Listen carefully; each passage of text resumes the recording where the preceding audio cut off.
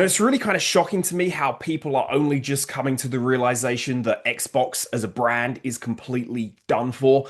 The writing has been on the wall here, I would say now, for a number of years, if not almost a decade. And I say this to you as someone who has been playing exclusively, until recently, on the Xbox platform since about 2007. I have like 175,000 gamer score on Xbox to really demonstrate that lengthy history with the platform, with the brand. I have made actual real life friends through Xbox Live, through the Xbox ecosystem. And I even in 2019 went to the E3 Fan Fest event that was held out in Los Angeles and had a great time and met Phil Spencer. And it seemed like things are on the up and up and things might actually turn around over at Xbox. But there have been a number of developments kind of before then, but really since then, that have shown us otherwise. And I think if you've had some hope held in your heart somewhere that Xbox is going to turn around and it's going to go back to being what we all remember the Xbox 360 in its glory days to be, you've been deluding yourself. You've been looking through rose tinted glasses, unfortunately. And I think the real big three reasons are these. First off, Game Pass. And it's not just the price, it's not just the lack of ownership of games, it's a lot of other things that I'm going to discuss in a minute. Is the fact that Xbox Game Studios have been chasing trends with their attempts at game development now for many, many years. And I'm going to show you a few examples of that have completely crashed and burned. And I bet that most of you out there watching this video may not have even heard of some of these games. And finally, since Game Pass was introduced in 2017, if you look at the list of Xbox exclusive games, I mean, it's mediocre at best to complete junk at worst.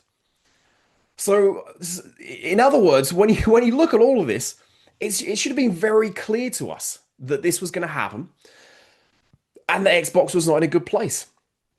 I'm Shooter. Be sure to follow me, subscribe on whatever platform you're watching this on. This is an entirely new gaming channel because that's exactly what the world needs right now, isn't it? Another gaming content creator. Hopefully, though, on this channel, you're actually going to get some real passion from me about this industry, about what's going on in it, about things like the complete collapse of Xbox.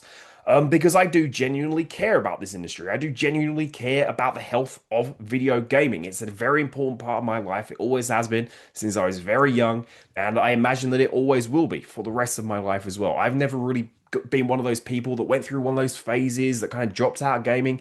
That's not me. I've been here for the long haul, and I plan to remain here for the long haul. And I thought, it might be worthwhile sharing some of my passion with an audience out there, and maybe we can get a big enough voice drummed up here that maybe we can make some changes to this industry. And I do actually have some rather large plans. If this channel really takes off, really explodes, really goes in a positive direction, there are a few very big things related to gaming that I would like to do, which I'll probably discuss in the future. But before we get to all of that good stuff, let's look why the collapse of Xbox was inevitable. And of course, the first point is Game Pass. Introduced in 2017, as someone who had already been on Xbox for a decade at that point, I was not excited about Game Pass. Not at all. Not on any conceivable level. Yes, of course, there's the problem that you don't own any of that stuff. And it's clear that a lot of these entertainment corporations right now just want us to subscribe to their service and literally pay to use their products until the day that we die or the day that we don't want to use them anymore. And they do not want us to own anything. You will own nothing and be happy, right? Like that's the trend in politics, in the media, and all this sort of stuff at the moment. Well, no, we're not going to be happy with that. But for me, that's not the real problem here. I think Game Pass has got two bigger issues. I think first off, I think it's a really bad deal for your existing customers and for existing gamers. I mean, if you're someone like me who spends a lot of time gaming, plays a lot of games, what can Game Pass offer you that you haven't already played, that you haven't already completed? So if you're in my position, Game Pass is useless. And then when you look at you're going to get new games on day one. What exactly have they been giving us on day one? Redfall? I mean, junk like that. I mean, give me a break. Nobody wants to play Redfall. And I'm going to look at those other exclusives in a minute, and it's going to be shocking. But for me, again, as someone who follows this industry closely, has really had a passion for gaming my entire life, it was obvious from the moment that it was introduced that Game Pass was going to be financially unsustainable. And why is that?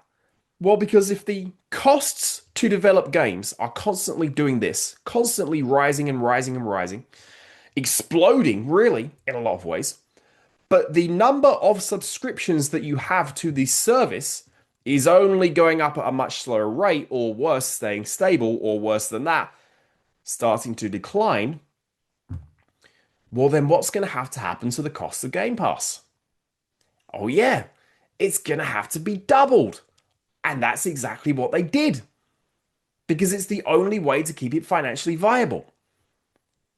For TV shows, movies, this is it works as a model. Netflix has proven that it works. For video games, things that take in today's world, what, 3, 4, 5, 6, 7 years to develop? That's unsustainable. You can't have that and then translate that into that Game Pass financial model. It's just simply not going to work. And this price rise has proven that it hasn't worked. For all of the stuff that Xbox has tried to claim, like I said, the writing is really on the wall. Now let's look at this other serious problem with Xbox, and that's the fact that they have been chasing trends in the industry for far too long, instead of setting them. Instead of coming out and saying, here is Halo. We are setting a new standard for FPS on console. Here is Gears of War. Here's a brand new standard for third-person shooters on console.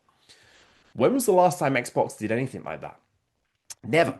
In fact, what they've been doing, and I'm going to show you here, is they have actually been chasing trends. Instead, they haven't been setting the standard. They've been following everyone else. They've been following the likes of Overwatch and Destiny, and they've been trying to create their own versions of these games.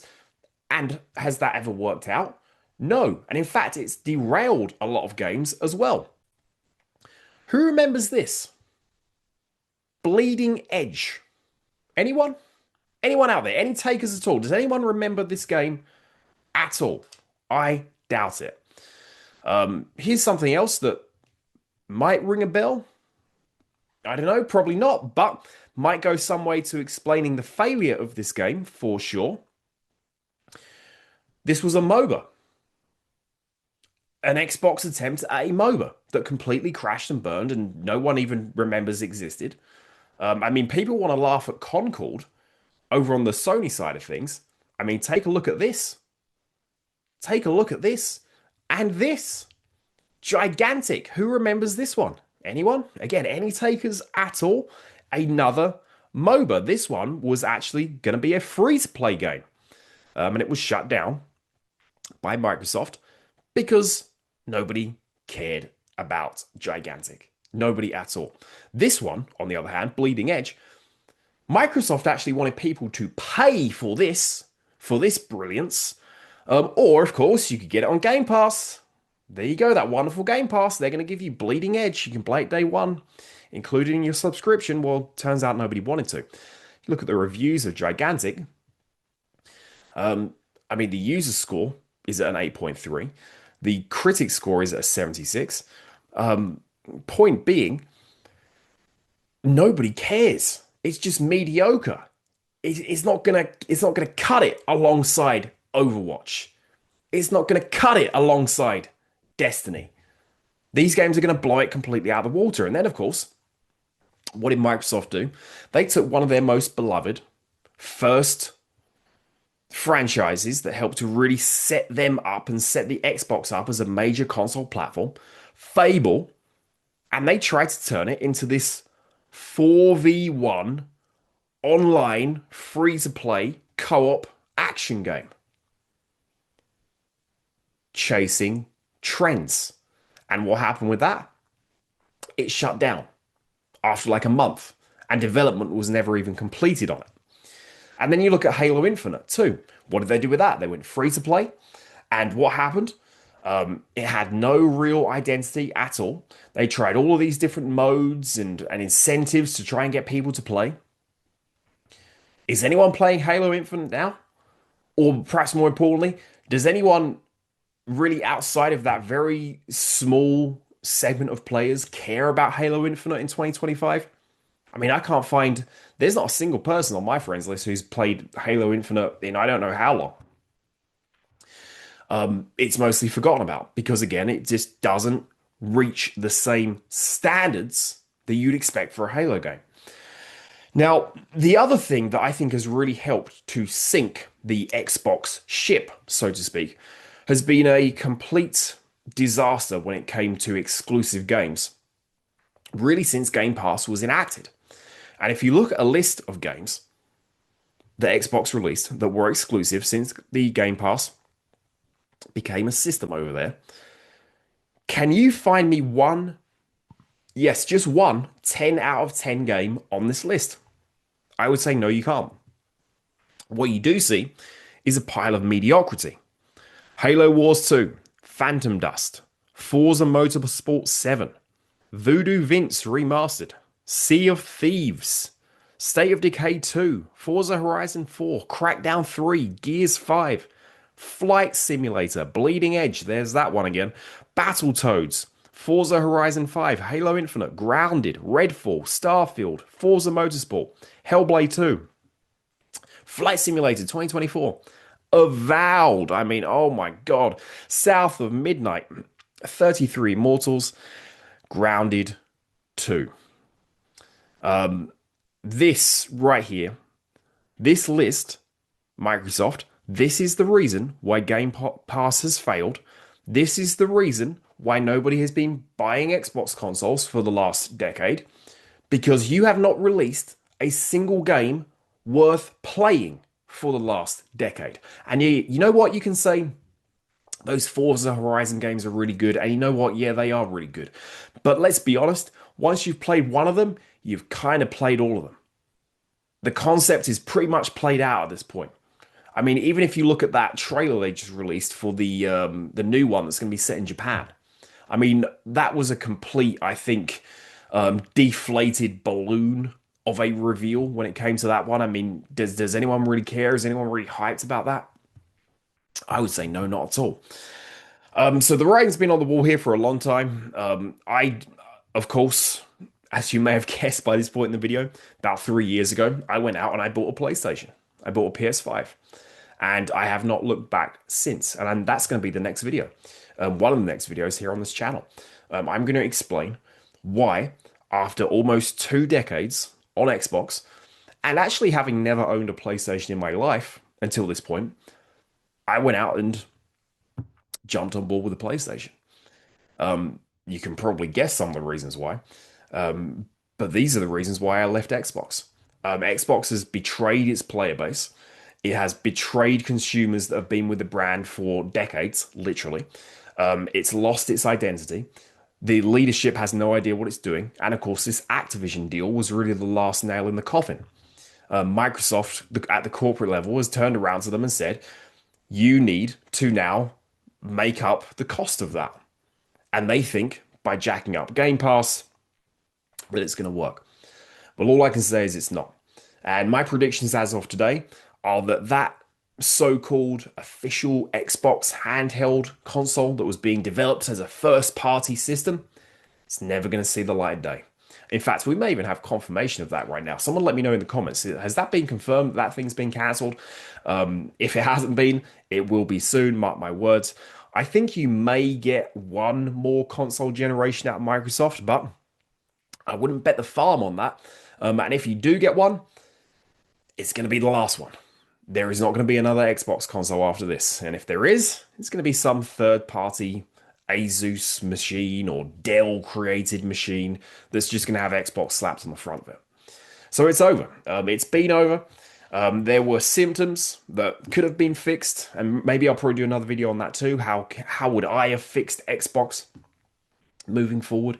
How would I have avoided this disaster? Because I don't think it honestly would have been too hard to do.